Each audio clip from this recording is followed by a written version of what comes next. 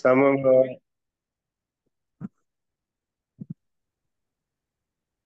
ఈ యొక్క 4446వ రోజును బట్టి దేవుని స్తుతిస్తున్నాం.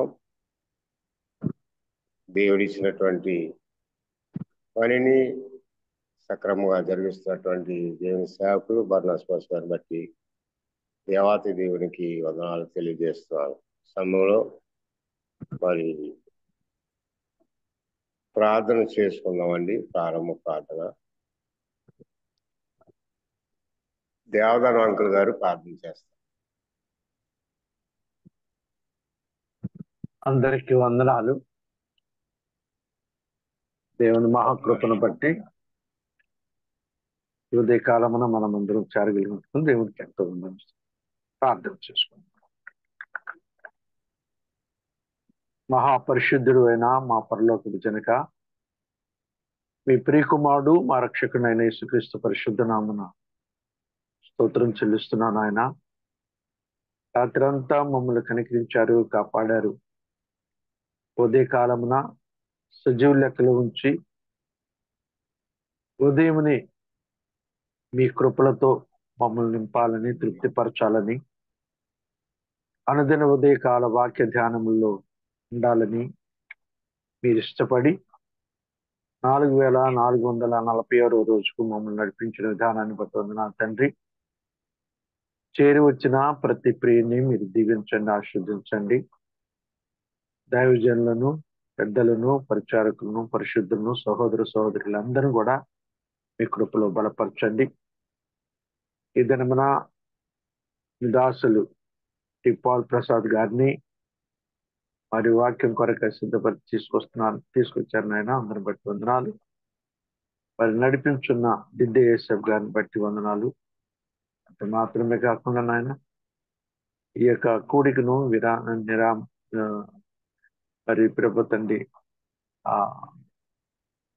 నిర్విరాముగా చక్కగా నడిపించడానికి మీ దాసులు బర్నబాస్ గారికి ఇచ్చిన ఓపికను బట్టి, జ్ఞానాన్ని బట్టి, ఇచ్చిన బరువు బాధ్యతను బట్టి మేము స్తుతిస్తూ కనపరుస్తున్నాం. వారికి వారి పరిచర్యకు తోడుగుండి సహాయం చేయండి. ఈ ఉదయకాలం ఇప్పుడు పాటలతోనూ, ప్రార్థనతోనూ, వాక్యంతోనూ మిమ్మల్ని మయపరచవలసి ఉంటుంది. అందరినీ మీ ఆత్మతో నింపి పరిపూర్ణంగా చేసి మయపరమని మా ప్రభువును మా రక్షకునైన యేసుక్రీస్తు పరిశుద్ధ నామమున స్తోత్రం చెల్లించి వేడుకొని ప్రార్థన చేస్తున్నాం తండ్రి. ఆమేన్. ఆమేన్. ఆమేన్. ప్రార్థన థ్యాంక్ యూ అన్న. దేవదానం గారికి ప్రత్యేక వందనాలు. ఈ సమయంలో మరి ప్రత్యేకమైనటువంటి గాయకులు బ్రదర్ రెడీ ఉన్నారు. రూపస్ గారండి.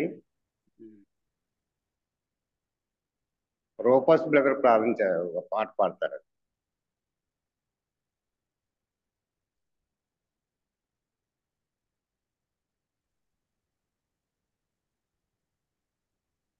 వందనాలండి. ఒక పాట. స్తుతించెదను నా యేసు స్వామిన్ కృతజ్ఞతతో అనుదినము స్తుతించెదను నా యేసు స్వామిన్ కృతజ్ఞతతో అనుదినము. ఉన్నత దేవుడు సర్వాధిపతియు పూర్వి పరిపాలక, ఉన్నత దేవుడు సర్వాధిపతియు పూర్వి పరిపాలక, ఉన్నతం విసర్జించి నన్ను వెదకిన ఉత్తమ స్నేహితుని, ఉన్నతం విసర్జించి నన్ను వెదకిన ఉత్తమ స్నేహితుని, ఉదయం సంధ్య ఎల్లప్పుడును ఉత్సాహధ్వనితో పాడుదును. ఉదయం సంధ్య ఎల్లప్పుడును ఉత్సాహధ్వనితో పాడుదును. స్తుతించెదను స్తుతించెదను నా యేసు స్వామిన్ కృతజ్ఞతతో అనుదినము. పాపము క్షమించి రోగము బాపి భయమును తీర్చి, పాపము క్షమించి రోగము బాపి భయమును తీర్చి, పవిత్రదాయక పావనమూర్తి పరిశుద్ధ రక్తమిచ్చిన, పవిత్రదాయక పావనమూర్తి పరిశుద్ధ రక్తమిచ్చిన, పరమాపదం శరణ్యం నాకు పరమరాజా పుణ్యదేవా. పరమాపదం శరణ్యం నాకు పరమరాజా పుణ్యదేవా.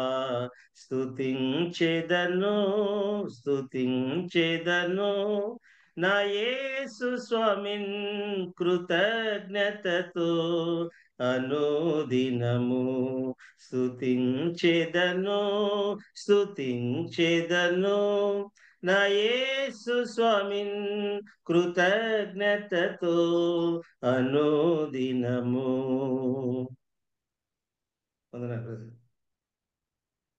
వందనాలండి. పాట పాడినటువంటి రూపస్ గారికి ప్రత్యేక వందనాలు చెల్లిస్తున్నాం. మరి ఈ సమయంలో మరి రవి మనోహర్ గారు ప్రార్థన చేస్తారు వాక్యానికి వెళ్ళక ముందు. ప్రార్థన చేసుకుందాం. ప్రేమ నమ్మకం గల మా ప్రియ పరలోకపు తండ్రి, శాశ్వతమైన ప్రేమతో మమ్మల్ని ప్రేమిస్తున్న ప్రేమ స్వరూపి, మీకే స్తుతులు స్తోత్రములు కృతజ్ఞతలు చెల్లిస్తున్నాం. ఈ ఉదయ కాలాన్ని దీవెనకరంగా ఆశీర్వాదకరంగా మాకు అనుగురించి 4446వ రోజు తీసుకుని వచ్చారు. మార్నింగ్ కాన్ఫరెన్స్ లో ప్రతి ఉదయం మీ పాదస్థలంలో మమ్మల్ని సమకూర్చి మీ వాక్య ధ్యానమును చేయుటకు మీరు కృప చూపించారు. అందులో బట్టి మీకు స్తోత్రములు చెల్లిస్తున్నాం. పాట పాడిన మా ప్రియ సహోదరుని బట్టి, ప్రార్థన చేసిన సహోదరుని బట్టి మీకు స్తుతులు స్తోత్రములు. వాక్యం అందించడానికి సిద్ధంగా ఉన్నటువంటి బ్రదర్ మాథ్యూ గారిని బట్టి మేము స్తుతిస్తున్నాం. వాక్యమును ట్రాన్స్లేట్ చేయడానికి పాల్ ప్రసాద్ గారు వాక్యం అందించడం వింటున్నారు మా ప్రభువ. ఆ వాక్యం వింటుండగా మా ప్రభ మా హృదయాల్లో మీ వాక్యాన్ని పదిలిపరిచి మీరు అక్కడ ఒక సిద్ధపరచని వేడుకుంటున్నాం. కరుణా సంపన్నుడ కూడికను నడిపిస్తున్నటువంటి మా ప్రియులు దిద్దే యేసఫ్ గారిని బట్టి మేము స్తుతిస్తున్నాం, స్తోత్రిస్తున్నాం. మేము శ్రద్ధగా విని మీ వాక్యమునకు అనుసరించి నడుచుకున్నట్టుకు, మీరు అక్కడ వరకు విశ్వాసములో స్థిరపరచబట్టుకు మీరు సిద్ధపరిచినటువంటి లేఖనాలు మా పరిశుద్ధ గ్రంథముల నుండి మాకు అందిస్తూ ఉన్నారు. ఈ రోజు ధ్యానంలో కూడా మీరే సహాయం చేయమని మా ప్రియులు బ్రదర్ పాల్ ప్రసాద్ గారిని మీ చేతికి అప్పగిస్తున్నాం. ఆత్మ సహాయంతో సిద్ధపరిచి మమ్మల్ని నడిపించారు. శ్రద్ధగా వింటూ కృప చూపించమని, ఎలాంటి ఆటంకము లేకుండా మరి మా ప్రభు నడిపించమని మా ప్రాణప్రియుడైన యేసుక్రీస్తు పరిశుద్ధ నామములో స్తుతులు స్తోత్రములు చెల్లించి ప్రార్థించి వేడుకుంటున్నాం. పరలోకమున మా పరమ తండ్రి, ఆమేన్. ఆమేన్ ఆమేన్. ప్రార్థన చేసినటువంటి మనోహర్ గారికి ప్రత్యేక వందనాలు తెలియజేస్తున్నానండి. ఈ సమయంలో దైవజనులు దేవుని సేవకులు బ్రదర్ టి పాల్ ప్రసాద్ గారు, అనంతపురంలో పనిచేసినటువంటి పాల్ ప్రసాద్ గారు దేవుని వాక్యాన్ని అందిస్తారు. శ్రద్ధగా ఉన్నాం. అయ్యగారు పాల్ ప్రసాద్ గారు వందనాలండి. అయ్యగారు వందనాలండి. వందనాలండి. వాక్యం ఈ ఉదయకాలపు వేళ మార్నింగ్ కాన్ఫరెన్స్ జూమ్ ద్వారా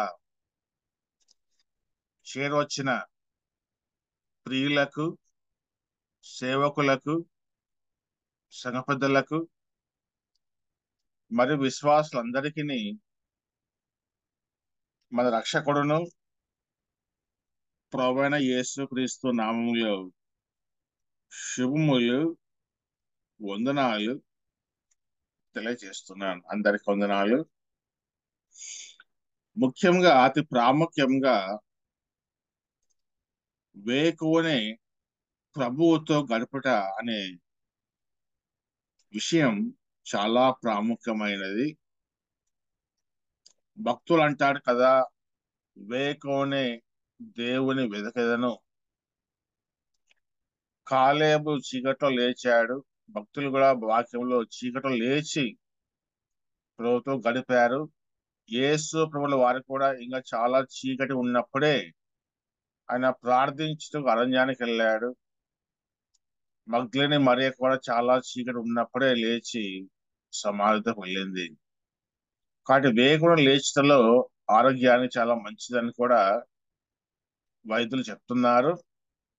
ప్రభువులమైన మనం కూడా వేకువనే ఇలా అనుదినం కూడా ప్రభుతో గడుపుట, సందేశం వినుట, సహవాసం చేయుట విశ్వాసికి చాలా అవసరం. అయితే అదే సమయంలో ఏ సమయం చెప్పండి? అదే సమయంలో ఏ సమయము ఎవరైనా చెప్పగలరా?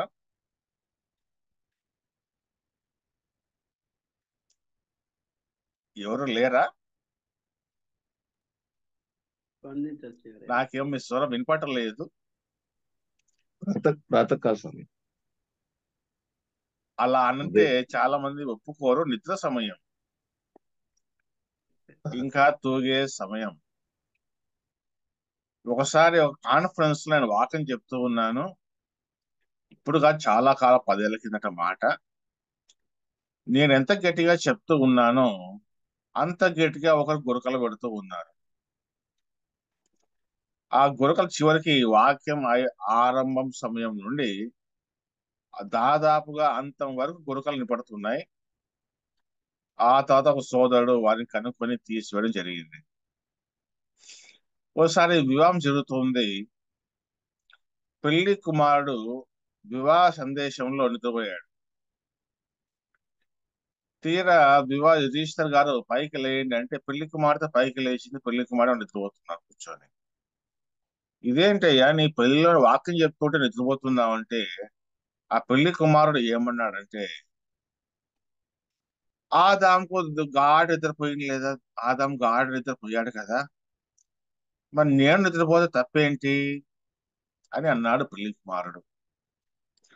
కాబట్టి వాక్యం కూడా నేను ఎక్కువసేపు చెప్తా, మీరు కూడా గాఢంగా నిద్రపోతారు. నేను ఎక్కువసేపు కాకుండా సమయానికంటే ఇంకా ఒక 10 నిమిషాల ముందే ముగిస్తాను. అందరం కూడా శ్రద్ధగా ఆలకించి ఆలోచించి చెవి ఎగ్గుదాం. మీ అందరు కూడా మీరు కూర్చున్న ఆ కుర్చీలకు సీటు బెల్ట్ వేసుకున్నట్లయితే మరి ఏ ప్రమాదం లేదు. సీటు బెల్ట్ వేసుకుంటే మీకు నిద్ర అనేది మిమ్మల్ని డిస్టర్బ్ చేస్తుంది. అందరు కూడా వాక్యం అనే సీటు బెల్ట్ వేసుకున్నారు కదా? వేసుకున్నారా? మళ్ళా జవాబు లేదు. బహుశా అందరికి మీట్లో ఉన్నట్టున్నారు కదా. సరే, అందరం కూడా వాక్య సీటు బెల్ట్ కలిగి వాక్యాన్ని ధ్యానిద్దాం. ఈ ఉదయకాల వేళ బర్నబాస్ అన్న గారు ఆదివారం నన్ను అడిగారు, అన్న మంగళవారం మా జీవనంలో వాక్యం చెప్పండి అన్న. అంటే ఏ లేఖన భాగం గురించి మాట్లాడట ప్రభుకి ఇష్టమో ప్రభు యుద్ధ కనిపెడుతూ ఉండగా ఆ లేఖన భాగంను మీ మధ్య నేను ధ్యానించే నిమిత్తమే ఇష్టపడుతున్నాను. అందరు కూడా తెరవండి. మత్తయి సువార్త 26వ అధ్యాయము 2-7 వచనాలను మనం చదువుకుందాం. మత్తయి సువార్త 26వ అధ్యాయము 2-7 వచనాలు ముందుగా చదువుకుందాం. 2 దినములైన పిమ్మట పస్కా పండుగ వచ్చుననియు అప్పుడు మనుష్య కుమారుడు సిలువ వేయబట్టకై అప్పగింపబడుననియు మీకు తెలియనని చెప్పాను. అలాగుననే 7వ వచనం, ఒక స్త్రీ మిక్కిలి విలువ గల అత్తరు బుడ్డి తీసుకొని ఆయన యుద్ధకు వచ్చి ఆయన భోజనమునకు కూర్చుండగా దానిని ఆయన తల మీద పోసెను. ఇదే లేఖన భాగమును మరి ఒక సువార్తలో కూడా మనం చూస్తాం. ఆ సువార్త ఏ సువార్త అన్నది ఎవరైనా చెప్పగలరా? సరే, మీరు మ్యూట్ లో ఉన్నట్టున్నారు, నేనే చెప్తాను. లూకాసు యోహాన్ వార్తలో యోహాన్ సువార్త. కరెక్ట్ చెప్పారు సోదరా. యోహాను సువార్త 12వ అధ్యాయము మొదటి 3 వచనాలు కూడా చదువుకుందాం. యోహాను సువార్త 12వ అధ్యాయము మొదటి 3 వచనాలు. కాబట్టి యేసు తాను మృతులలో నుండి లేపిన లాజరు ఉన్న బేతనియకు పస్కా పండుగకు 6 దినముల ముందుగా వచ్చారు. అక్కడ వారు ఆయనకు విందు చేస్తారు. మార్త ఉపచారము చేసెను. లాజరు ఆయనతో కూడా భోజనమునకు కూర్చున్న వారిలో ఒకడు. అప్పుడు మరియ మిక్కిలి విలువ గల అచ్చ జటామాంసి అత్తరు ఒక సేరున్నర ఎత్తు తీసుకొని యేసు పాదములకు పూసి తన తలవెండ్రుకలతో ఆయన పాదములు తుడిచెను. ఇల్లు ఆ అత్తరు వాసనతో నిండెను. సాధారణంగా ఆరాధన సమయంలో ఈ లేఖన భాగంను మనము చదువుకుంటూ ఉంటాం. ఓసారి ఈ 2 మత్తయి సువార్త 26వ అధ్యాయము, యోహాను సువార్త 12వ అధ్యాయం మొదటి వచనాలను పోల్చి మనం చూసుకుంటే, మత్తయి సువార్త 26వ అధ్యాయం 7వ వచనంలో మనం చూస్తే ఆయన భోజనమున కూర్చొని ఉండగా అని రాయబడింది అని మత్తయి సువార్త రాయబడింది. ఆయన భోజనం కూర్చొని ఉండగా అనే విషయము యోహాను సువార్త 12వ అధ్యాయం 2వ వచనం చూస్తే మార్త ఉపచారం చేసెను. లాజరు ఆయనతో కూడా భోజనమును కూర్చున్న వారిలో ఒకడు. వారు భోజనం కూర్చొని ఉండగా అని మత్తయి సువార్త రాయబడింది. యోహాను సువార్తలో ఆయనతో కూడా భోజనమున కూర్చున్న వారిలో ఒకడు ఎవరు? లాజరు. అలాగే మత్తయి సువార్త 26వ అధ్యాయం 7వ వచనం చదువుకుంటే ఒక స్త్రీ మిక్కిలి విలువ గల అత్తరు బుడ్డి తీసుకొని ఆయన యొద్దకు వచ్చి ఆయన భోజనమున కూర్చుండగా దాన్ని ఆయన తల మీద పోసనని మత్తయి సువార్తలో రాయబడింది. ఏం రాయబడింది? మిక్కిలి విలువ గల అత్తరు బుడ్డి ఆయన తల మీద పోసెను. ఆరాధన సమయంలో పాట పాడుకుందాం. ప్రియముగా దాచిన అత్తరు బరిని పగలాగొట్టి పూజింతు అని. కనుక ఇక్కడ అత్తరు బుడ్డి తీసుకొని ఆయన తల మీద పోసని మొత్తం రాస్తున్నాడు. అయితే యోహాను సువార్త చూస్తే అప్పుడు మరియ అనగా మత్తయి సువార్త 26:7 కూడా ఒక స్త్రీ ఎవరు? మరియనే. అప్పుడు మరియ మిక్కిలి విలువగల అచ్చ జటామాంసి అత్తరు అని ఇక్కడ మత్తయి రాస్తున్నాడు, ఇక్కడ యోహాను రాస్తున్నాడు. మత్తయి ఏం రాశాడు? మిక్కిలి విలువగల అత్తరు బుడ్డి అని రాస్తున్నాడు. యోహానేమో మిక్కిలి విలువగల అచ్చ జటామాంసి అని స్పష్టంగా దాన్ని మెన్షన్ చేస్తున్నాడు. ఎంత చేసుకున్నది? 1 సేరున్నర ఎత్తు తీసుకొని యేసు పాదములకు పూసి. ఇదేంటి? మత్తయి సువార్తలో ఆయన తల మీద పోసి రాయబడింది, ఇక్కడ యేసు పాదములకు పూసి అని రాయబడింది. ఎందుకు సువార్తలు వేరు వేరుగా రాశారు అంటే మనం కూడా చాలా చూడబోతున్నాం. తన తలవెండ్రుకలతో ఆయన పాదములు తుడిచెను, ఇల్లు అత్తరు వాసనతో నిండెను. ఈ యొక్క కాంట్రాస్ట్ ను పోల్చి మనం చదువుకుంటున్నాం. వాక్యాన్ని కూడా ఇలా పోల్చి చదువుకుంటే అర్థం అవడానికి మనకు స్పష్టంగా సులభంగా అర్థం చేసుకోవచ్చు. మీకు ఎప్పటికీ అర్థమవుతుంది. మన వివరాలకు వెళ్దాం. యోహాను సువార్త 12:1 అధ్యాయం చూస్తే, కాబట్టి యేసు తన మృతుల నుండి లేపిన లాజరు ఉన్న బేతనియకు పస్కా పండుగకు 6 దినముల ముందుగా వచ్చెను. అక్కడ వారు ఆయనకు విందు చేసిరి. యేసు రాగా వారు యేసును ఇంట చేర్చుకున్నారు, అనగా ఆతిథ్యం ఇచ్చారు. ఉట్టి ఆతిథ్యమే కాదు, విందు చేశారు. అంటే విందు చేశారంటే వారికి ఏదో మేలు కలిగిందని మనం గ్రహించాలి. ఏ మేలు కలిగింది? అంత ముందు అధ్యాయంలో చనిపోయిన లాజరును ప్రభు, లాజరు బయటికి రమ్ము అని అన్నాడు. ప్రేత వస్త్రములు ఉన్న లాజరు తీసివేసుకొని వచ్చాడు. ఇక్కడ గమనించాలి, లాజరు బయటికి రమ్ము అన్నాడు, కానీ బయటికి రమ్ము అని అనలేదు. అలా అనింటే అనేకులు లేచి వచ్చుండేవారు. చనిపోయిన అనేకులు ఎవరెవరైతే చనిపోయిన వారు ఉన్నారో, ప్రభువును దించిన వారు ఎవరు ఉన్నారో వారందరూ కూడా లేచి వచ్చిన వారే. అలా లేచి వచ్చింది చాలా ప్రమాదం ఏర్పడేది కూడా. ఎందుకంటే గుణాంకాలు ఏం చెప్తున్నాయంటే, ఇప్పటి వరకు మరణించిన వారందరూ కూడా లేచి వస్తే ప్రపంచంలో ఉన్న ఆహార వనరులు అన్ని కూడా 3 నెలలకు అయిపోతాయట. ఆ తర్వాత ఆకలి అవుతుంది, ఏం చేయాలా? ఆహార వనరులు లేవు కదా, ఏమవుతుంది? ఒక మనిషి మరొక మనిషిని తినుట ఆరంభమవుతుంది. అలాగున జనసంఖ్య కూడా తగ్గిపోతుంది అని గణాంకాలు చెప్తున్నాయి. కానీ ప్రభు ఒకవేళ రమ్ము లేచి బయటికి రమ్ము అంటే అందరూ వచ్చిన వారే. చూసారా, ఒక్క గ్రామాటికల్ కు ఎంత విలువైనదో గ్రామాటికల్ కూడా. బైబిల్ కామా కానీ, వచ్చిన ఒక పదానికి గ్యాప్ కానీ, కామా కానీ, ఫుల్ స్టాప్ కానీ, గ్రామర్ కానీ ఎంత విలువైనదో మనకు అర్థమవుతా ఉంది.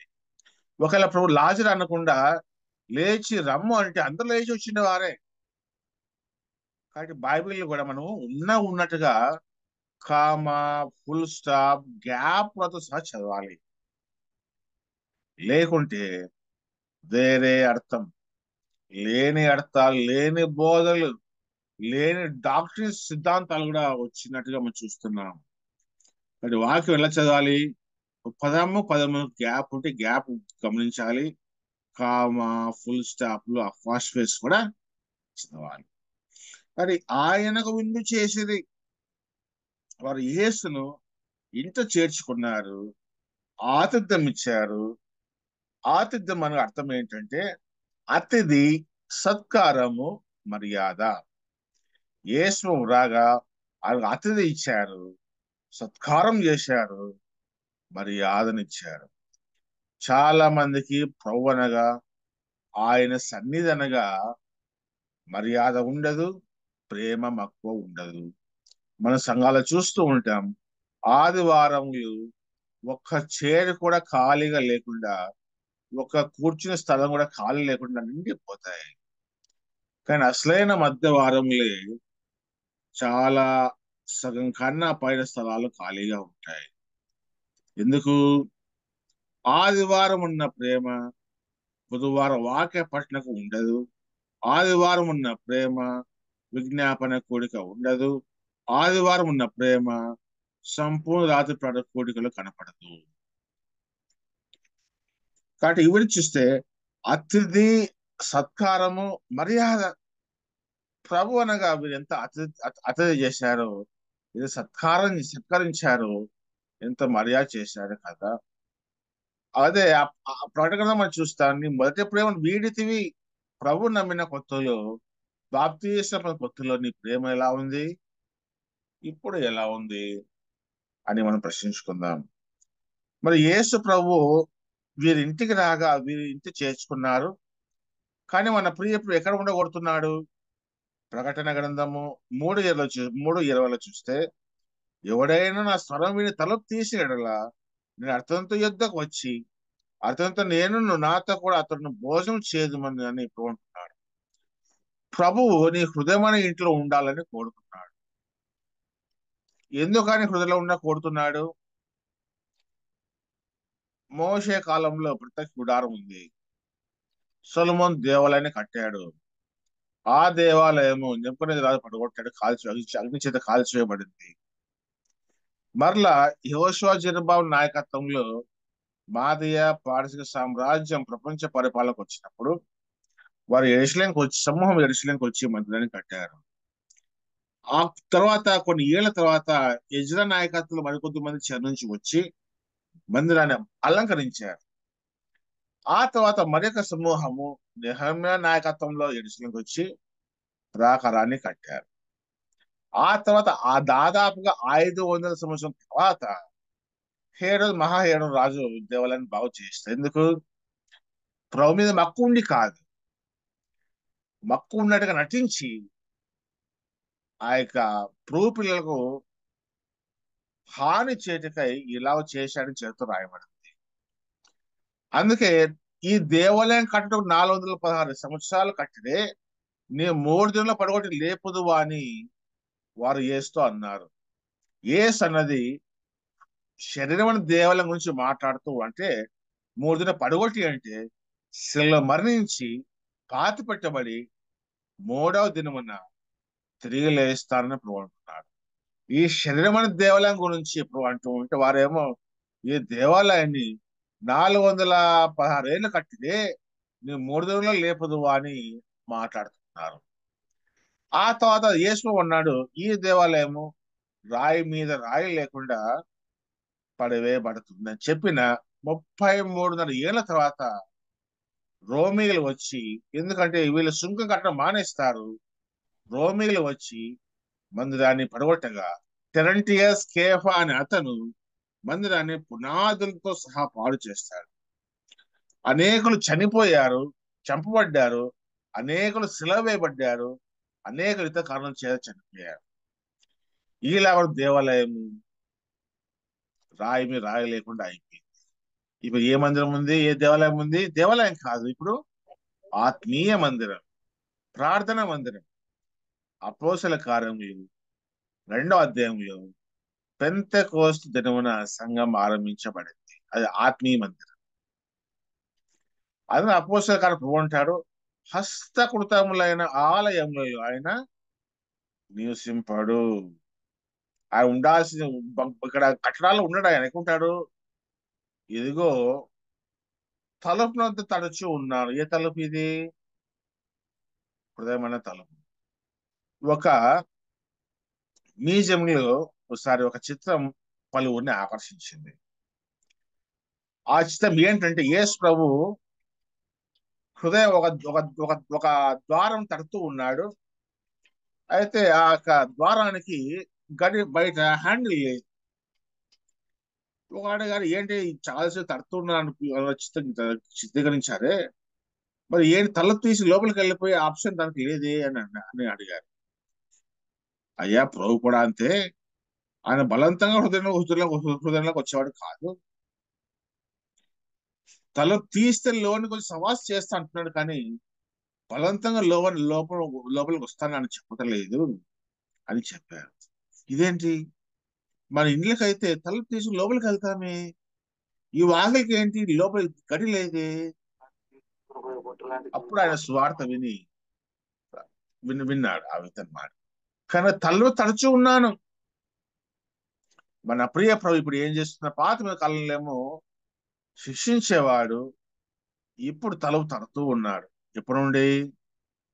2 శిలువ వేయబడినప్పుడు నుండి.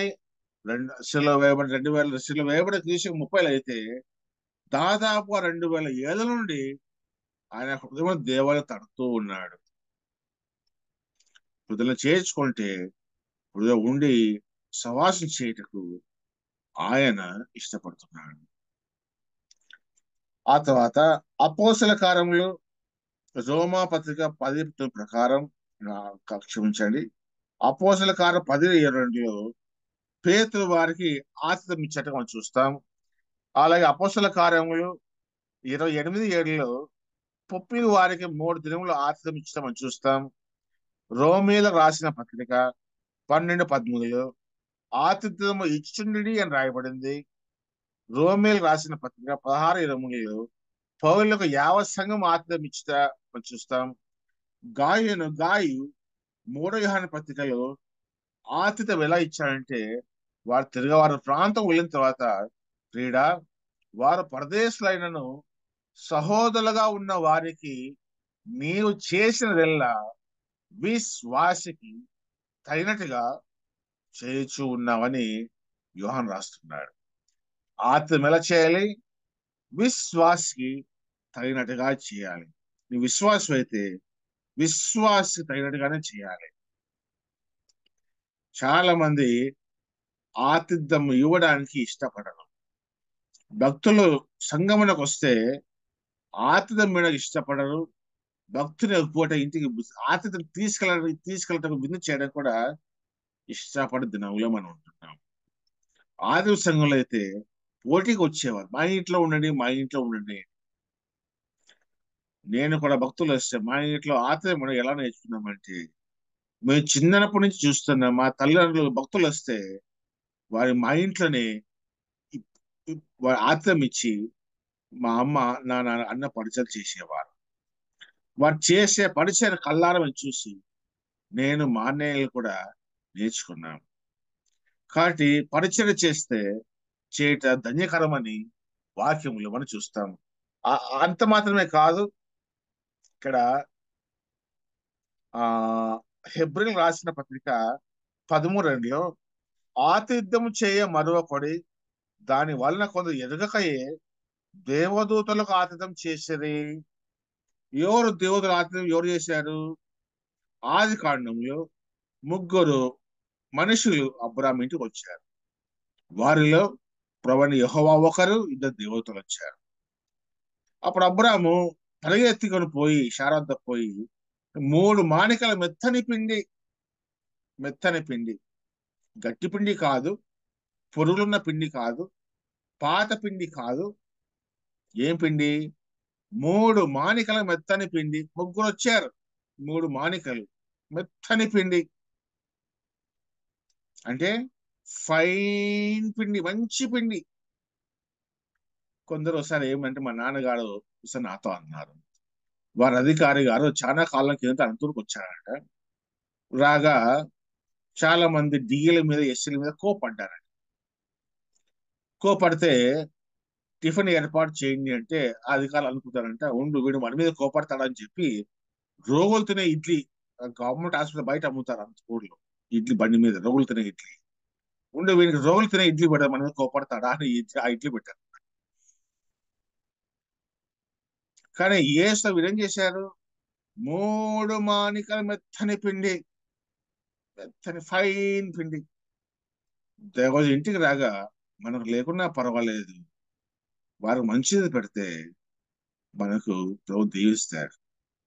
అంత మాత్రమే కాదు, దూడను పనివానికి అప్పగించి సిద్ధపరిచి కదా, ఈలాగున ఎరగకయే పరిచయం చేశారు వారు.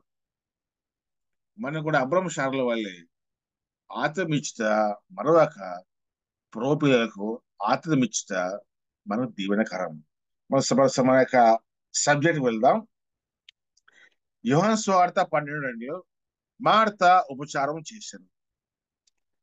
ఉపచారం అనగా అర్థం ఏమిటి అంటే, ఉపచారం అనగా మార్త ఉపచారం చేశాను, లాజరు ఆయనతో కూడా భోజనమున కూర్చున్న వారిలో ఒకడు అని రాయబడింది. 3వ వచనంలో మనకు మరే కనిపిస్తుంది. ఈ 2వ 3వ వచనం గమనిస్తే మార్త పెద్దదిగా మనకు కనిపిస్తుంది సీక్వెన్స్ బట్టి. దీన్ని బట్టి ఫస్ట్ మార్త పేరు, తర్వాత లాజరు పేరు, తర్వాత మరియ పేరు మనకు కనిపిస్తుంది. దీన్ని బట్టి మనం ఏం గ్రహించాలంటే మార్త ఇంటిలో పెద్దదని మనం గ్రహిస్తున్నాం. మార్త అనగా ఇల్లాలు అని అర్థం. కొందరు బైబిల్ పండితుల అభిప్రాయం ఏంటంటే, మార్త భర్త మత్తయి సువార్త 26వ అధ్యాయంలోని కుష్ఠరోగి అయిన సీమోను అని వారి అభిప్రాయం, భక్తుల అభిప్రాయం. కొందరు కాదంటారు. అయితే ఏతనేమి, మరి మన ఇలా తలనిస్తే మనకి సహాయకరంగా మనం ఉంటుంది. కాబట్టి మార్త భర్త ఆ కుష్ఠ సీమోన్ అని మనం చూస్తాం. తర్వాత లాజరు పేరు కనిపిస్తుంది. ముందు మార్త పెద్దది, తర్వాత లాజరు, తర్వాత మరియగా మనం చూస్తున్నాం. మార్త ఉపచారం చేసింది. ఉపచారం అనగా అర్థం ఏమిటి? మన సాధారణంగా పదాలు వాడుతూ ఉంటాం. ఉపచారం చేసింది మార్త, ఉపచారం చేసింది అని. కానీ ఉపచారం అంటే మంచి అంటే అర్థం ఏంటి? ఉప అంటే మంచి అని అర్థం. ఉపచారం అంటే సన్మానము, సత్కారము, గౌరవము అని అర్థాలు ఉన్నాయి. యేసు ఇంటికి రాగా యేసు ఏం చేశారు? సన్మానము, సత్కారము, గౌరవించారు. ఎవరైనా ఒక మంచి వ్యక్తి మంచి సర్వీస్ చేసి రిటైర్డ్ అయ్యేటప్పుడు ఆ వ్యక్తి చేసిన మంచితనం బట్టి మంచి మాటలు చెప్పి శాల్వలు కప్పి సన్మానిస్తారు, సత్కరిస్తారు. అదే పొగరబోతూ కోపిష్టి అయితే ఇలా చేస్తారా? చెప్పండి, అలా చేయరు కదా. కానీ యేసు రాగా వాళ్ళు ఏం చేశారు? సన్మానము, సత్కారము, గౌరవించారు. యేసు ప్రభు జీవితంలో ఒకే ఒక్కసారి ఆయన సన్మానం జరిగినట్టే మనం చూస్తాం. మీరు ఇంకా ఎక్కడ సన్మానం చేస్తూ మీరు గమనిస్తే నాకు చెప్పండి, నేను కూడా దాన్ని నోట్ చేసుకుంటాను కూడా. ఒకే ఒకసారి సన్మానం కలిగింది ఆయనకు 33.5 ఏళ్ళ సేవా జీవితంలో. ఒక్కసారి సన్మానము, ఒక్కసారి గంభీర ప్రవేశం ఎరుసలేములో అని లభించింది. వచ్చువారు దావీదు కుమారు జయము కేకలు వేశారు. అజురు మట్టలు పట్టుకున్నారు. దారిపడిన వస్త్రాలు పంచారు. గాడిద పిల్ల ఎక్కించి ఆయన గాడిద పిల్ల మీద వచ్చాడు. ఎందుకు గాడిద పిల్ల మీద వచ్చాడు? ఎందుకు గుర్రం మీద రాలేదు? ఎందుకు పల్లకీలో రాలేదు? ఎందుకు ఏనుగు మీద రాలేదు? ఎందుకు గాడిద మీద వచ్చాడు? ఎందుకు గుర్రం మీద వచ్చిన రాజరికానికి గుర్తు. ఏనుగు మీద వచ్చుట, ఏనుగు నెక్కుట అహంకారం గుర్తు. పల్లకి నెక్కుట గొప్పతనానికి గుర్తు. కానీ లోకానికి ఎలా వచ్చాడు? దాసుగా లోకానికి వచ్చాడు. కాబట్టి ఆయన గాడిద పిల్లనెక్కాడు. ప్రో కావాల్సింది గాడిద పిల్లైనా నీవు నేను యవనస్తులు ముఖ్యంగా ఆయనకు కావాలి. యవనస్తులు అంటే ఒట్టి మనం ఏమనుకుంటామంటే ఒట్టి యవనం ఉన్నవారు మాత్రమే అనుకోకూడదు. వృద్ధులు కూడా యవనస్తులే, ఆత్మీయ యవనస్తులు. మధ్య వయస్కులు వారు కూడా ఆత్మీయ యవనస్తులే. మరి యవనస్తులు మనం కూడా యవనస్తులమే. సాధారణ బర్నబాసుని అనుకుంటూ ఉంటారు, అన్న ఎప్పుడు యవనస్తు అంటూ ఉంటారు, నేను 40 క్రాస్ అయినాను, నేను యవనస్తుని కాదు అని అనుకుంటూ ఉంటాడు అన్న. కానీ బర్నబాసులో యవనస్తుడు. ఎందుకంటే అన్న అనుకుంటాడు, నాది మిలిటరీ బాడీ, నాది ఐరన్ బాడీ అని.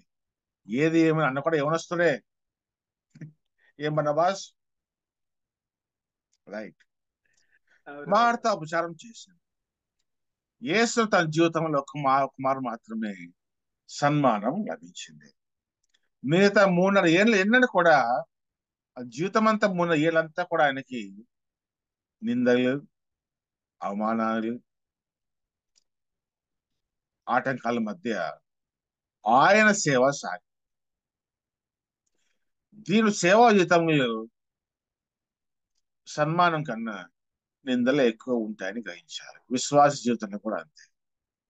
సన్మానాల కన్నా నిందలు, అవమానములు, అపనిందలు, అవమానములు, ఆటంకాలు ఎక్కువ ఉంటాయి. యేసు సేవా జీవితంలో ఎన్ని ఆటంకాలు గుండా పోయాడు ఆయన. రాళ్ళు ఎత్తారు, దయ్యం పట్టిన వాడు అవమానించారు. పట్టుమని 50 ఏళ్ళు లేవు నీ అబ్రహ్మ కుమారుడువా అని అన్నారు. శాస్త్రులు అనేకులు అనేక చోట ఆటంకపరిచారు. ఆయన జీవితం అంతా కూడా ఆటంకాల మధ్య సాగింది. యోష జెరుబ్బాబెలు కూడా మందిరం కట్టేదాం 10 ఏళ్ళు మందిరం ఆటకం చేత ఆగిపోయింది. మరలా హగ్గ జకర్యా ప్రవక్తలు వారి ప్రోత్సాహంతో మందిరం మళ్ళా ముగించబడింది. అలంకరించేటప్పుడు ఆటంకాలు వచ్చాయి, ప్రాకారం కట్టేటప్పుడు ఆటంకాలు వచ్చాయి. మరి మన సేవా జీవితంలో కూడా ఆటంకాలు వస్తాయి. విశ్వాస జీవితంలో కూడా విశ్వాస పరీక్షలో ఆటంకాలు వస్తాయి. ఓ భక్తుడు ఇలా అన్నాడు, 50 ఏళ్ళు ఆయన ఆఫ్రికాలో పరిచయం చేసి వృద్ధాప్యంలో సేవ చేయలేని సత్తువ లేని సమయంలో స్థిరగాతల స్వదేశానికి వస్తే ఎయిర్పోర్ట్లు దిగితే ఒక్కరు రాలేదంట రిసీవ్ చేసుకోవడానికి. వారు బాధపడ్డారు, ఏంటి ప్రభువా, 50 ఏళ్ళు ఆఫ్రికాలో సేవ చేసి ఇంటికి వస్తే చేసుకోవడానికి ఒక్కరు రాలేదు కదా ప్రభు అంటే, ప్రభు అంట, సరే నేను బాధపడద్దు, నీ పరలోకానికి వచ్చేటప్పుడు దేవతను ఎదురు వస్తారు, నేను పరలోకాన్ని తీసుకెళ్ళడానికి వస్తారు, వారికి వెల్కమ్ చెప్తారు అని. ఈ లోకంలో ఇట్లే ఉంటుంది. చెప్పాను కదా, సన్మానాల కన్నా సత్కరణ కన్నా అవమానాలు ఎక్కువ ఉంటాయి. భక్తుడు పాట రాస్తాడు, ఆ పాట నాకు చాలా ఎంతో ఇష్టం. ప్రభు యేసు పునాది నాది, బలమైన పునాది నాది, బహుమంచి పునాది నాది, స్థిరమైన పునాది నాది. ప్రభు యేసు పునాది నాది, పాపాత్ముల రక్షింపన్. ప్రభు యేసు పునాది నాది, శత్రువులను ప్రేమింతున్. అపనిందలు వేసినను, బహుబాధలు పెట్టినను, అపనిందలు వేసినను, బహుబాధలు పెట్టినను, అన్నిటినీ ఓర్చెదను, అన్యాయమును సహితున్. అన్నిటినీ ఓర్చెదను, అన్యాయమును సహితున్. మన ప్రియ ప్రభు కూడా అన్యాయాన్ని సహించాడు, కానీ నోరు ఇప్పి మాట్లాడలేదు. ఒకే ఒకసారి నోరు విప్పాడు ఆయన, తీర్పు శిల వేయకుండా ఒకసారి నోరు విప్పాడు. నీ యూదుల రాజు అంటే నీవు అన్నట్టే అన్నాడు, కానీ వాడు ఎక్కడ జవాబు ఇచ్చే, వాడు నోరు మూపి ఉండేవాడే ఆయన, అలా చేయలేదు.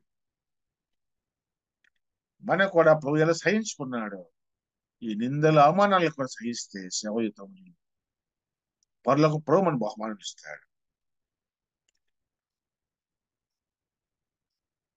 లాజరు ఆయనతో కూడా భోజనం కూర్చున్న వారిలో ఒకడు.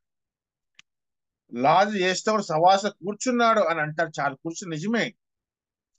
చనిపోయిన లాజరును ప్రభు లేవనెత్తితే యేసుతో పాటు భోజనాన్ని కూర్చున్న వారిలో ఒకడు లాజరు.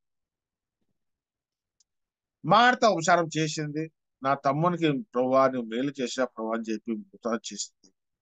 ఆ తర్వాత వర్షంలో మరియా ఆరాధించింది.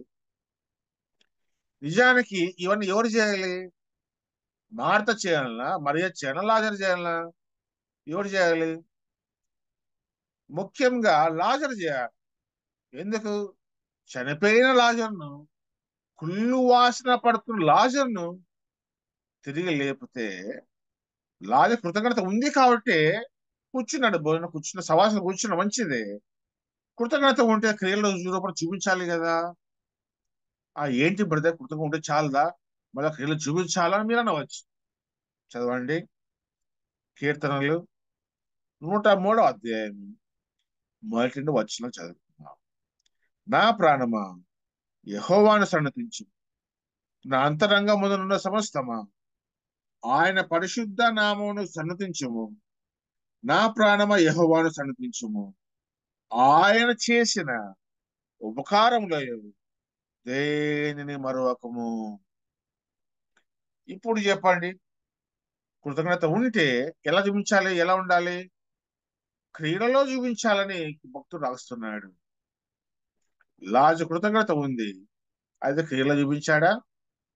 భోజనానికి కూర్చున్నాడు, మంచి సవాసం ఉన్నాడు, మంచిదే, కానీ నోరు తెరచి ఒక మాట గాని మార్త ఉపచారం చేసింది, మరియా ఆరాధించింది. లాజరు ఏం చేశాడు? భోజనాన్ని కూర్చుని వారిలో ఒకటిగా మిగిలిపోయాడు. ఒక నోట స్తుతి లేదు, ఒక కృతజ్ఞత క్రియ లేదు. ప్రభు ఎందుకు ఇలా రాయించాడంటే, మన లాజరు మనం బాగా విమర్శిస్తాం, మనం వాక్యం బాగా తెలుసు మనకు, కాబట్టి లాజరు బాగా విమర్శిస్తాం. అలా లాజరును విమర్శించడానికి ప్రభు రాయించలేదు. కానీ కొన్నిసార్లు మనం కూడా అట్టి లాజర్లమే. మేలు కావాలని కోరుతాం, మేలు పొందిన తర్వాత ప్రభునే మర్చిపోతాం. కృతజ్ఞత చెల్లించకుండా, క్రియల్లో చూపించకుండా, విశ్వాసం లేకుండా, క్రియలు లేని విశ్వాసం మృతం వల్లే మనం ఉంటూ ఉంటాం.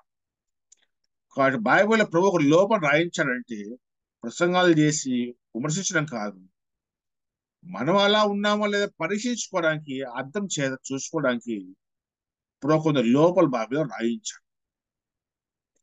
అసలు అంశాన్ని మనం వస్తున్నాం. మత్తయి సువార్త 26వ అధ్యాయం 7వ వచనం చూస్తే, 2వ వచనం చూస్తే, 2 దినములైన పిమ్మట పస్కా వచ్చినని, పండుగ వచ్చిననియు అని రాయబడింది. అయితే మత్తయి సువార్త 26వ అధ్యాయం ప్రకారం 7వ వచనం ప్రకారం 2 దినములో ఇంకా పస్కా వచ్చిననియు, అప్పుడు ఆయన బేతనీకి వచ్చినట్టుగా మత్తయి సువార్త రాయబడింది. మత్తయి సువార్తలో ఎప్పుడైనా బేతనీకి వచ్చాడు? పస్కాకు 2 దినముల ముందుగా వచ్చాడు.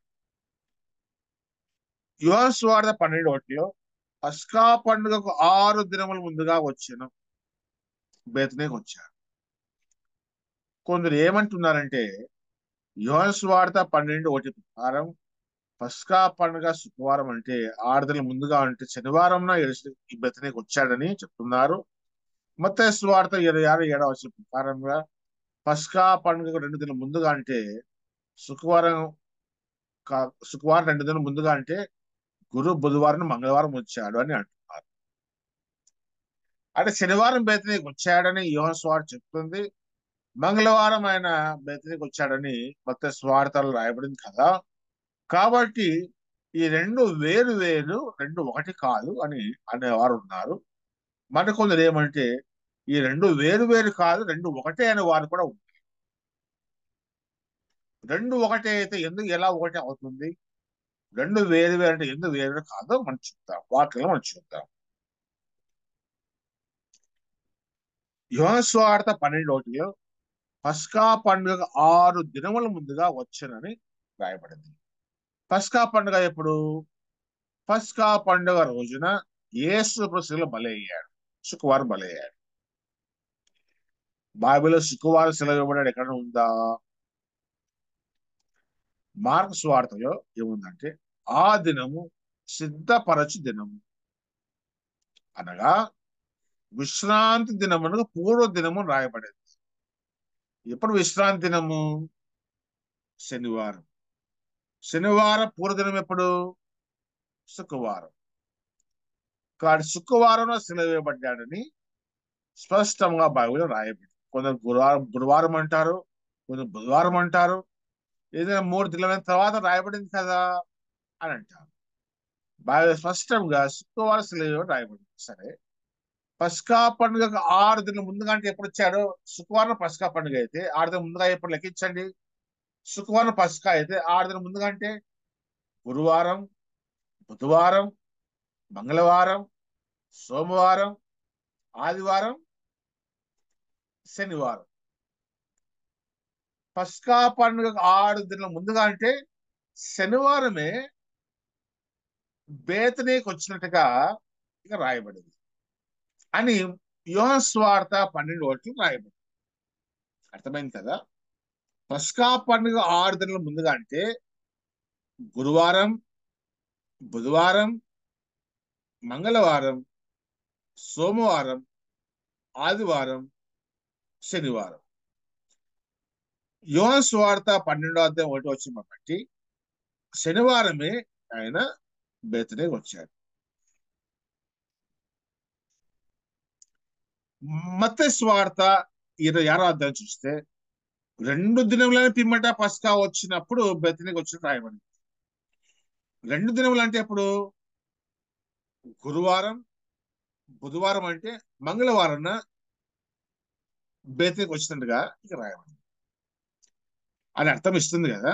సరే, అయితే పస్కా పశువు యొక్క విధానం, ఆ పశువుని ఎప్పుడు తీసుకోవాలి, తీసుకున్నది ఆ పశువుని ఏం చేయాలి, ఆ పశువు ఎప్పుడు వధించాలో నిర్గమకాండము 12వ అధ్యాయము 3వ వచనంలో రాయబడింది.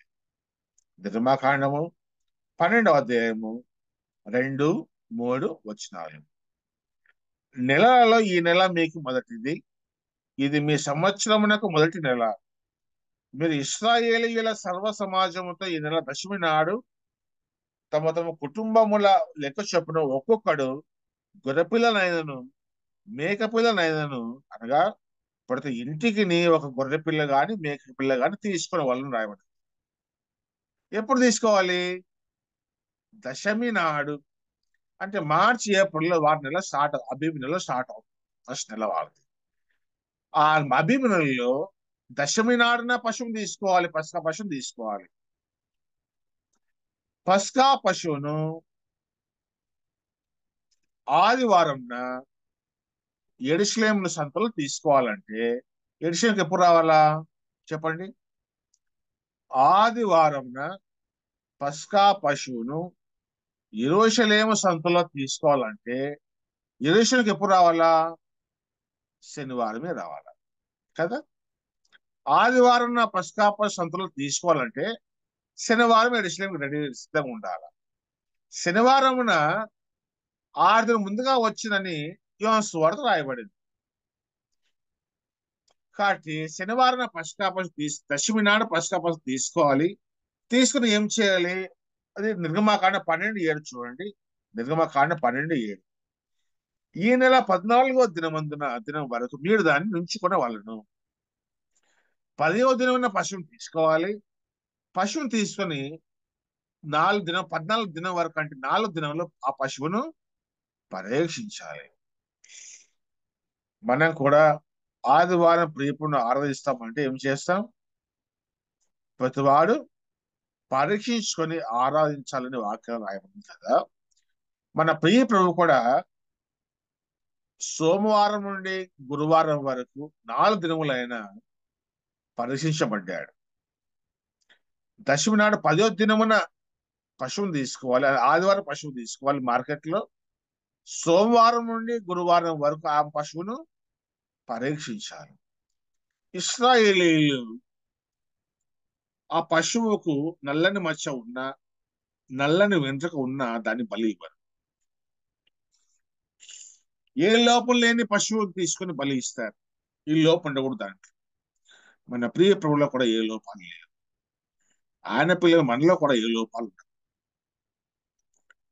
కాబట్టి ఆయన శనివారమే యెరూషలేముకి వచ్చింది, ఇక్కడ బెత్లెహేముకి వచ్చాడని యోహాను సువార్త రాయబడింది. మరి మత్తయి సువార్త 26:7లో 2 దినములనే పిమ్మట అంటే అర్థం ఏంటి? శుక్రవారం 2 దినములు అంటే మంగళవారం బుధవారం అవుతుంది కదా. బుధవారం యెరూషలేముకి వస్తే ఆదివారం మార్కెట్లో పశువు ఎలా దొరుకుతుంది చెప్పండి? అర్థమైందా మీకు? బుధవారం యెరూషలేముకి వస్తే ఆదివారం పశువు ఎలా కొనగలుగుతారు? కొనలేరు కదా. కాబట్టి పస్కాకు 2 దినం ముందుగా అంటే శుక్రవారం నాకు 2 దినం ముందుగా అని అర్థం కాదు. పస్కా ప్రక్రియ అఫీషియల్ గా సోమవారం నుండి ఆరంభమవుతుంది. కాబట్టి పస్కాకు 2 దినం ముందుగా అంటే సోమవారం నాకు 2 దినముల ముందుగా అని అర్థం. అప్పుడు శనివారం యెరూషలేముకి వస్తే ఆదివారం సంతలో పశువుని తీసుకొని సోమవారం నుండి గురువారం పరీక్షించి శుక్రవారం క్రీస్తు పస్కా పశువు వధించబడేను. కాబట్టి పస్కా 2 దినం ముందుగా అంటే సోమవారం నాకు 2 దినం ముందుగా అని అర్థం అన్నమాట. ఇప్పుడు చెప్పండి, 2 ఒకటేనా వేరు వేరా? 2 ఒకటే. ఎందుకు ఇలా వేరువేరు రాయబడిందంటే, ఎందుకు ఇలా వేరువేరుగా రాయబడిందంటే నేను చెప్తాను, ఒక నిమిషం.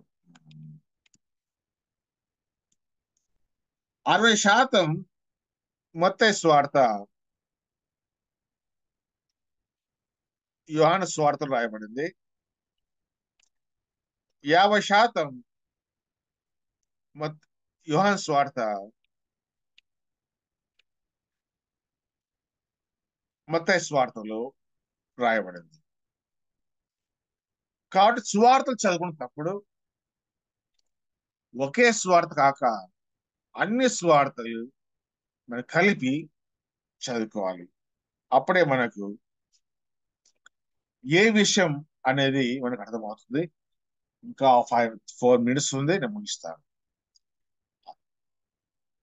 మత్తయి సువార్త 26:7 ఒక స్త్రీ మిక్కిలి విలువగల అత్తరు బుడ్డి తీసుకొని ఆయన యొద్దకు వచ్చి ఆయన భోజనం కూర్చుండగా దానిని ఆయన తల మీద పోసింది.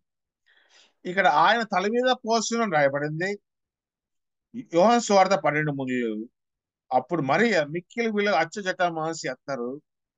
అచ్చ జటామాంసి అంటే అర్థం ఏంటంటే స్వచ్ఛమైనది అని అర్థం. ప్రియ ప్రభువును ఆరాధించాలంటే స్వచ్ఛమైన మనస్సు కావాలి, స్వచ్ఛమైన హృదయం కావాలి. మనసు అంతా చెత్త పెట్టుకొని అస్వచ్ఛతగా ఉండి పోను ఆరాధిస్తే ఆ ఆరాధన చెల్లదు. జటమాంసి అంటే సుగంధ ద్రవ్యము అని అర్థం. కానీ ప్రభువుకు స్వచ్ఛమైన సుగంధ ద్రవ్యము అన్నమాట, అస్వచ్ఛమైనది కాదు, స్వచ్ఛమైన సుగంధ ద్రవ్యము. ఆదివారంన మరి పప్పు తినే వాళ్ళైతే ఎవరు లేరు. మధ్యాహ్నము ప్రతి ఆదివారం కూడా ఏదో ఒకటి అన్నగారు నవ్వుతున్నారు. నాకు వీడియో కనిపిస్తూ ఉంది, అన్నగారు హెడ్సెట్ పెట్టుకున్నారు, నవ్వుతున్నారు. మందరు కూడా మార్కెట్కి వెళ్ళి మంచి మాంసం తీసుకుంటాం. నిన్నటిది ఫ్రిడ్జ్ లో పెట్టింది, సర్దిది ఎప్పుడో కోసింది ఎవరు తీసుకోరు కదా. వాళ్ళ ప్రభు కూడా స్వచ్ఛమైన ఆరాధన, ప్రియమైన ఆరాధన ప్రభు కొడుతూ ఉన్నాడు. అటు ఆరాధన మరే చేసినా చూస్తుంది. ఆ తర్వాత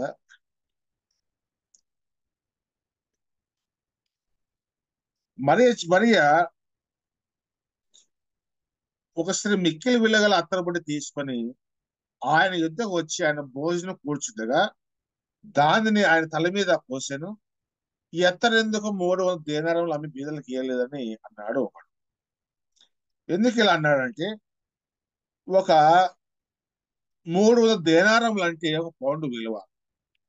ఒక పౌండ్ విలువ 1,72,194 రూపాయలు.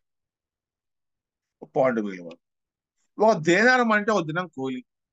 300 దేనారములు అంటే సంవత్సరానికి 365 రోజులు కదా. 365 రోజులు మైనస్ 52 శనివారాలు పోను ఎంత? 365 మైనస్ 50 ఆధారాలు పోతే దాదా మరి పోతే 365 కదా. 300 మైనస్ 50 పోతే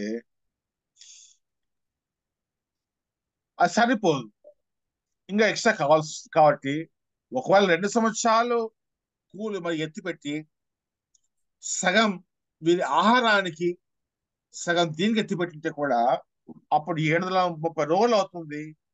730 రోజులు అంటే 52 ప్లస్ 50 శని 2 52 శనివారం పోతే 3 పోతే 626 దినములు కూడబెడితే గాని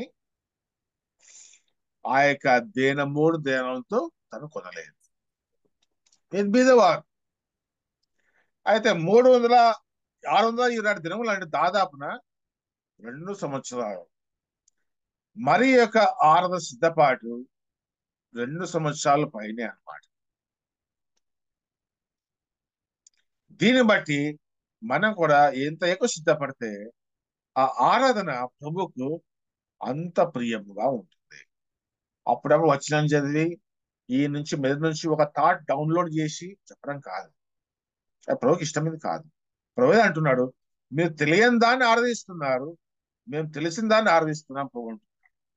అంటే సమరయులు తెలియని దాన్ని ఆరాధిస్తున్నారు. ఎందుకు ప్రభు అలా అన్నాడంటే వారు సమరయులు చెరకు వెళ్ళక ముందు వారి ఆరాధన స్థలం కూడా యెరూషలేములో ఉండింది. వాడు చెర కలిపిన తర్వాత కేవలం కుంటివారిని, గుడ్డివారిని, వికలాంగులు తప్ప మిగతా వారందరిని కూడా చెర తీసుకెళ్లారు. అక్కడ అశూరియులను కొంతమంది ఇక్కడ సభ తీసుకొస్తే స్థానికులు వీరిని చేసుకొని వీరి పద్ధతులు, వీరి ఆచారాలు పాటిస్తూ ఉంటారు. యూదు 70 ఏళ్ళు బబులోను నుంచి అనంతరం వచ్చి మందిరాన్ని కడుతూ ఉంటే సభలు కూడా వచ్చి మేము మందిరం కడతాము అంటే యూదులు ఒప్పుకోరు. మీరు అన్ని పద్ధతులు పాటిస్తూ ఉన్నారు, మీరు మందిరం కట్ట వీలు లేదు అన్నారు. అప్పుడు అలెగ్జాండర్ చక్రవర్తి కాలంలో సమరయులు వీరు గెరిజిం కొండ మీద ఆరాధన స్థలంగా పర్మిషన్ తీసుకుని కోరుకుంటున్నారు.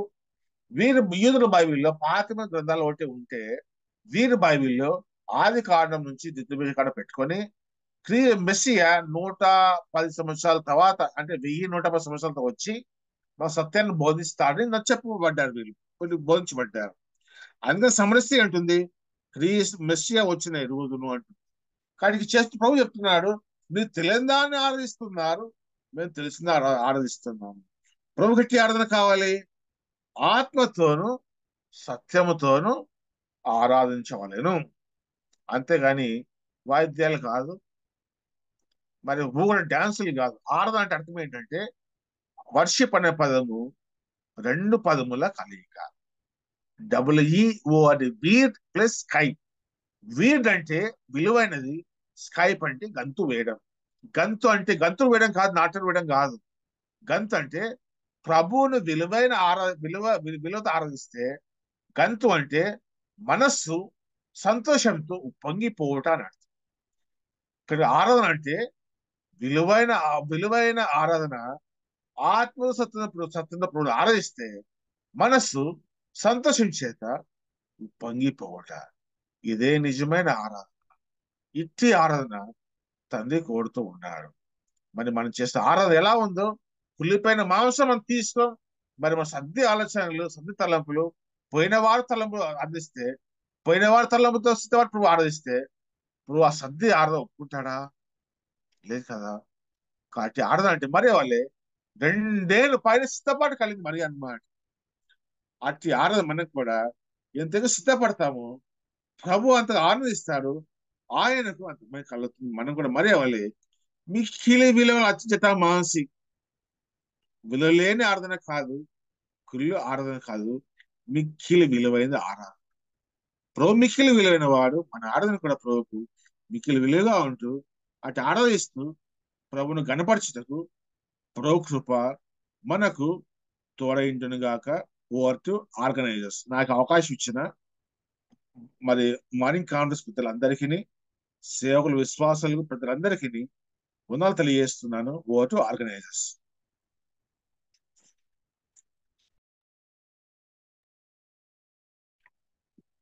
వందనాలు బ్రదర్, వందనాలండి.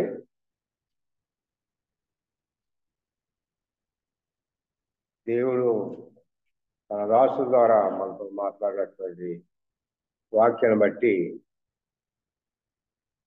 సత్కారం, ఆదిత్యము, మిక్కిలి విలువగల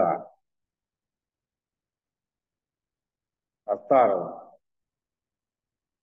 దేవుడికి సత్కరించడంలో మన యొక్క స్వభావం ఎలా ఉంది,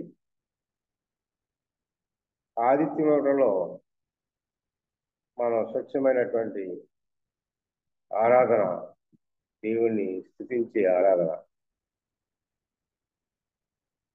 ఆరాధించేవారు ఆత్మతోనూ సత్యముతోనూ ఆరాధించాలి. అనేకమైనటువంటి విషయాలు, లెక్కలతో కూడినటువంటి వాక్యభావం మనకు అందించినటువంటి దేవుని దాసులు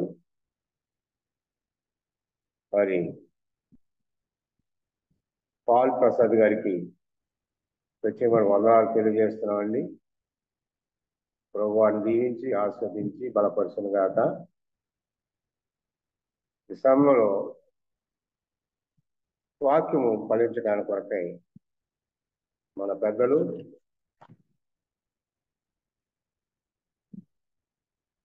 పాల్ గారు ప్రార్థన చేస్తారండి.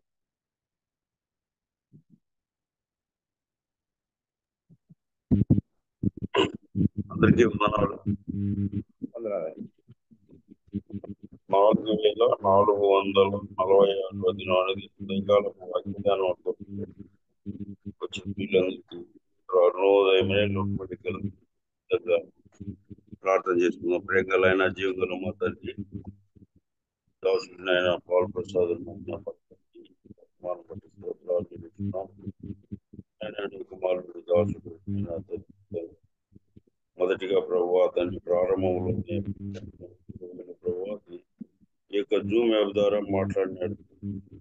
వాళ్ళు మాట్లాడి తిరిగి మా మధ్య ఆయన విలువను ఆదిత్యం గురించి ఆయన ఆరాధన గురించి సందేశము విలువగలది స్తోత్రాలు చేసినాం. పరిచి ఆయన ఇచ్చిన వర్తమానం బట్టి స్తోత్రాలు, నడిపించుకున్న దాసుకు బట్టి స్తోత్రాలు, ప్రార్థించిన దేవతను బట్టి స్తోత్రాలు, పాట పాడిన బట్టి స్తోత్రాలు. నిజంగా ప్రభు తండ్రి పాదాల దగ్గర ఆయన లోకంలోకి ఉదయమనే ప్రభు తండ్రి ఆయన తండ్రి మీ దయగల మాటలు విన్నట్టుకు మీరు ఉన్నారు. మేము చేసుకొని మీ పాలసీ ఇచ్చినందుకు స్తోత్రాలు చేస్తున్నాం.